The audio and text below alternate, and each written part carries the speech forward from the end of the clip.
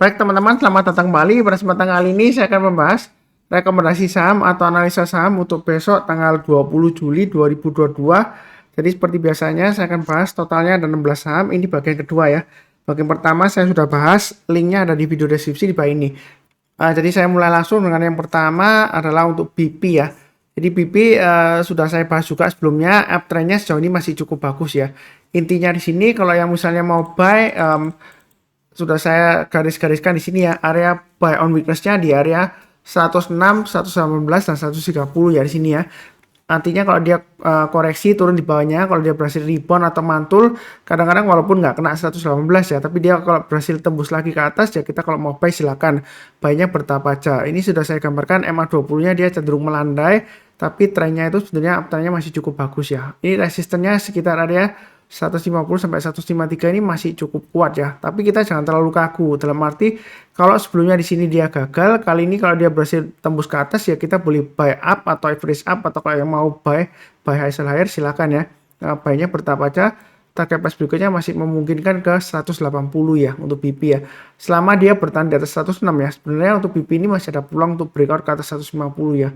Dengan targetnya sekitar 180 ya. Jadi kurang lebih seperti itu. 180 itu saya dapat dari mana? Ini kalau kita mundur ke belakang kurang lebih di area sekitar sini ya. Nah, kalau dia berhasil tembus lagi ya kurang lebih ya sekitar area 200-an lah ya areanya ya.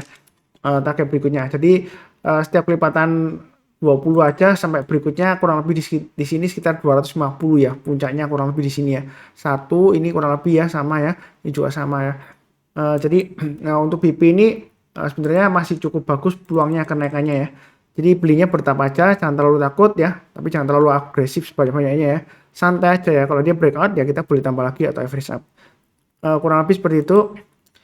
Berikutnya untuk Harum. Jadi saya sebelumnya ditanya ya, Pak Sunar yang dibahas kok saham-saham yang sudah naik tinggi. Sebenarnya nggak juga sih. Beberapa yang saya sebutkan tadi ya di bagian pertama ya, seperti Bank Mandiri itu kan dia lagi cenderung downtrend ya, jangka pendeknya ya. Karena kalau berhasil rebound berhasil kita buy kan, sebenarnya nggak ketinggian sih ya seperti itu ya. Ini juga sama untuk Harum, ini kan dia sebelumnya koreksi ya, cenderung melandai di sini ya. MA20-nya mengarah ke bawah masih ya, jadi masih cenderung downtrend. Kalau mau buy sekarang boleh nggak Pak Sunar? Saran saya memang tunggu kalau dia sudah berhasil naik ke atas 1700 ya, itu untuk Harum ya. Kenapa? Karena kalau masih di bawahnya 1700 itu untuk Harum itu masih cenderung resiko ya. Kalau kita perhatikan ini sideways areanya sebelumnya 1450 sampai dengan 1700. Memang kalau mau pakai acuan stop loss di 1450 buy sekarang sih boleh aja. Paling tidak kalau mau buy lebih baik tunggu sekalian breakout di swing high-nya di sini ya 1535 ya. Jadi tunggu aja, kan hampir kena kan. Jadi kalau dia naik ke atas 1535 silakan buy. Berikutnya kalau mau tambah lagi atau average up mungkin setiap kelipatan Rp25 atau Rp50 seperti itu ya. Jadi naik ke atas Rp25 atau Rp50 kita tambah lagi atau average up ya. Kalau dia berhasil breakout ke atas 1700 itu dia lumayan lancar. Kemungkinan dia masih bisa naik sampai dengan 1975 sampai dengan 2100-an ya kurang lebih ya. Tapi garis saya di sini saya kasih 2090 dan 1975 ya sebelumnya ya. Arahnya downtrendnya masih cukup kuat ya, walaupun hari ini reboundnya kencang, volumenya naik tinggi ya. Buy-nya bertahap aja, naik ke atas 1535 kita buy ya. Ini kurang lebih seperti itu yang sudah saya sebutkan sebelumnya ya. Cukup ya. Berikutnya untuk UNTR. Nah, UNTR ini sudah pernah sering banget saya bahas ya, jadi jangan bosan-bosannya, memang cenderung sideways ya. Intinya di sini selama dia bertahan di atasnya 27700 untuk UNTR dia masih cukup bagus ya. Resisten terdekatnya 30300. Jadi strateginya kalau mau buy tunggu buy and weakness di 27700 ya, itu buy and weakness-nya. Artinya kalau dia koreksi turun di bawah 27700 kita belinya kalau sudah berhasil rebound atau mantul ke atasnya ya. Naik ke atas 28475 tambah lagi atau average up. Target bersedekahnya di 30.300, naik lagi ke atas 31050 tambah lagi. Berikutnya breakout ke atas 31875, target price berikutnya di 33375 ya. Itu untuk UNTR. Jadi masih cenderung sideways, tapi sideways-nya ini masih cukup bagus lah ya, seperti itu ya. Walaupun ini MA20-nya sebelumnya mengarah ke bawah, tapi ini sudah melandai, sudah di atasnya ya. Jadi intinya selama di atasnya 27700 untuk UNTR masih cukup bagus peluangnya ya. Apakah ketinggian Pak Sunar? Kalau kita bicara mengenai ketinggian sebenarnya nggak juga sih. Ini di masa kejayaannya dulu dia sampai 40.500 ya. seperti itu ya. Ya bukan berarti dia pasti ke sana enggak ya, tapi sejauh ini ya masih cukup bagus ya. Kurang lebih seperti itu. Arto. Nah, Arto dia akan menguji resistance 9925. Ini adalah resistance pentingnya ya. Kalau yang sudah punya jangan ragu-ragu untuk tambah lagi atau average up ya. Kalau misalnya belum punya juga kalau mau buy breakout ke atas 9925 kita boleh buy ya. Berikutnya kalau mau tambah lagi atau average up ya mungkin setiap kelipatan Rp50 atau Rp100 ya kita boleh tambah lagi. Intinya di sini ya selama dia bertahan di atasnya 9.000 dia masih cukup bagus ya. Hari ini ada message ke saya ya, Pak Sunar terima kasih banyak loh. Artunya akhirnya berhasil lagi ya, seperti itu ya. Karena dia ngikutin saya, pokoknya setiap kali naik ke atas 9.000 dia buy ya. Kalau dia gagal ya dia cut loss ya, seperti itu ya. Memang sebelumnya dia pernah gagal di sini tapi dia nggak nyerah, dia buy lagi ya. Berikutnya dia pasang stop lossnya ikut dengan saya ya, 8.000 masih belum kena, bahkan dia sudah untung ya sekarang ya. Gitu ya. Ini sebenarnya area buy and sudah saya sebutkan di 7.600 juga ya. Kalau misalnya belum buy, sebelumnya sudah saya sebutkan di videonya ya. Jadi kalau rebound naik ke atas 8.000 boleh tambah lagi atau average up, seterusnya seperti itu ya. Berikutnya kalau mau tambah lagi ya boleh aja setiap kelipatan Rp50 atau Rp100 kurang lebih seperti itu ya. Target price dekatnya di 11.650. Jadi Arto ini memang masih sideways di bawah ya. Tapi potensialnya masih ada ya selama dia bertahan di atasnya 9.000 oke lah ya, bagus ya. Kurang lebih seperti itu. INDF ini dia kan sudah breakout lagi ya ke atas 7.075 ya. Sebelumnya dia sideways di antara range-nya 6.800 sampai dengan 7.000-an 100-an ya, seperti itu ya. Nah, apakah boleh buy Mas Sunar? Boleh buy. Memang di sini ada resistennya 7250 ya. Kita jangan terlalu takut resisten. Oh, kalau kena 7250 pasti ke bawah. Belum tentu ya seperti itu ya. Kalau dia berhasil naik ke atas 7250, yang mau buy high sell higher, mau tambah lagi silakan ya. Berikutnya setiap kelipatan Rp50 aja ya. Atau naik ke atas 7.300 kita buy, tambah lagi ya. Target price-nya di 7425 dan 7.800 ya. Jadi sebenarnya untuk INDF ini dia masih ada peluang untuk breakout ya. Kalau kita lihat dari weekly-nya, ini memang dia tunggu breakout lagi ya, naik ke atas 7.300 ya. Nah, naik lagi ke atas 7425 ya, tambah lagi target price dekatnya di 7.800 dan bahkan apakah masih bisa ke 8.300 Pak Sunar? Sebelumnya di masa kejayaannya 2020 masih ada peluang ya. Karena bahwasanya uptrendnya ini masih cukup bagus walaupun ini sideways-nya lumayan lebar ya, 6.800 sampai dengan 7.250 ya. Tapi peluangnya atau harapannya masih cukup bagus untuk INDF. Kalau mau buy ya silakan bertahap aja ya. Kurang lebih cukup. Inco hari ini lumayan naiknya lumayan Pak Sunar. Saya memang ada beli ya, tapi saya belinya nggak terlalu banyak ya. Karena kenapa? Ini walaupun dia reboundnya kencang ya, volumenya sebenarnya masih kurang ya walaupun sudah naik ya. Ini downtrendnya masih cukup kuat ya. Secara gampangnya kita lihat dari MA20-nya aja ini mengarah ke bawah. Ini candlenya masih di bawahnya MA20-nya. Jadi kalau mau buy sebenarnya jangan terlalu banyak ya seperti itu ya.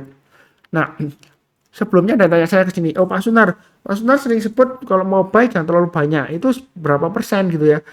Kalau downtrendnya masih kuat ya kita mulai buy sekarang sekitar 10%-an ya dari kuotanya ya seperti itu ya. Misalnya kita sudah kasih jatah untuk Inco maksimum kita porsinya 10 juta ya. Kalau mau buy sekarang ya sekitar 1 jutaan dulu ya 10%-nya.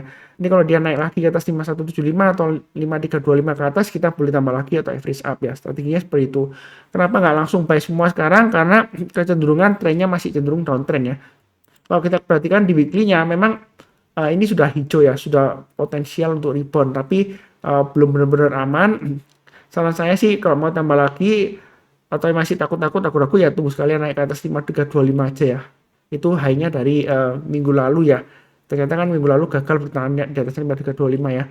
Jadi sebenarnya untuk Inco ini masih ada potensial untuk rebound lanjut lagi ke atas tapi belinya bertahap aja, jangan terlalu agresif ya.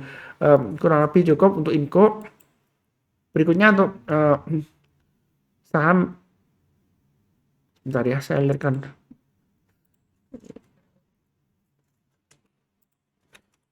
Kok ganti meta? Apakah saya salah ketik sebenarnya? Bentar ya.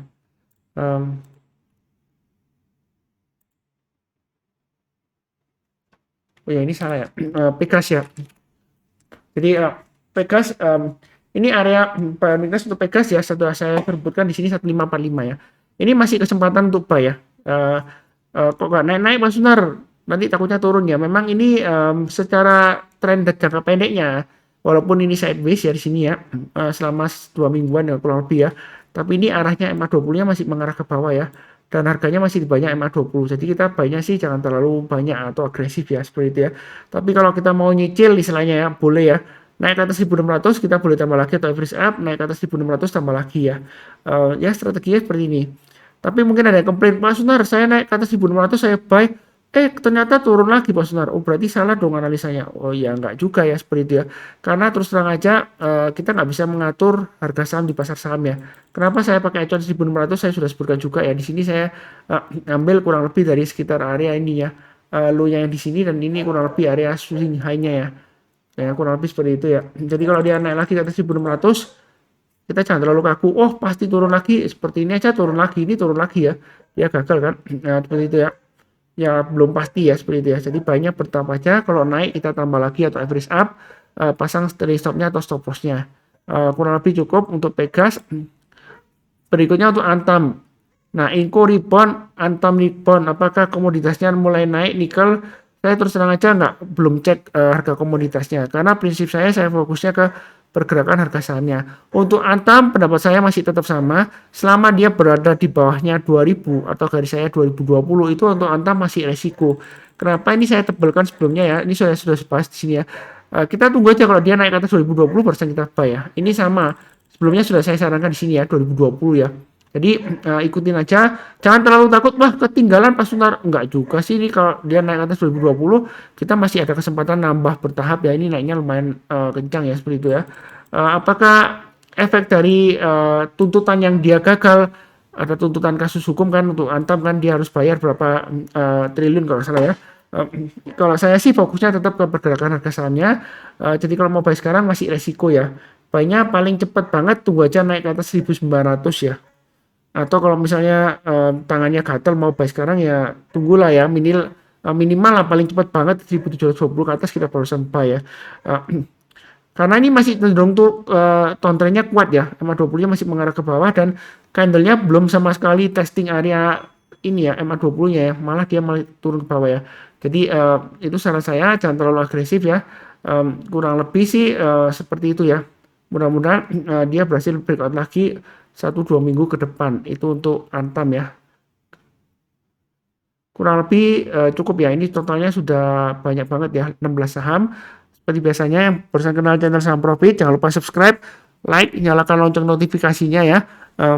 Kemudian seperti biasanya saya doakan selalu semuanya selalu sehat, damai dan sejahtera selalu. Amin. Jangan lupa nonton yang bagian pertama ya. Linknya ada di video deskripsi di bawah ini ya. Sekian, terima kasih banyak. Tetap semangat ya. IHSG hijau, merah, tetap semangat. Yang pasti adalah kita jangan terlalu takut resesi ya. Jadi jangan anggapannya, wah negara lain inflasinya tinggi terus masuk resesi terus kita ikut-ikutan takut, enggak ya. Kita tetap fokus kepada saham-saham yang ada di portfolio dan saham-saham yang ada di watchlist kita ya, yang akan kita beli ya, istilahnya seperti itu ya. Kurang lebih cukup. Sekian, terima kasih banyak.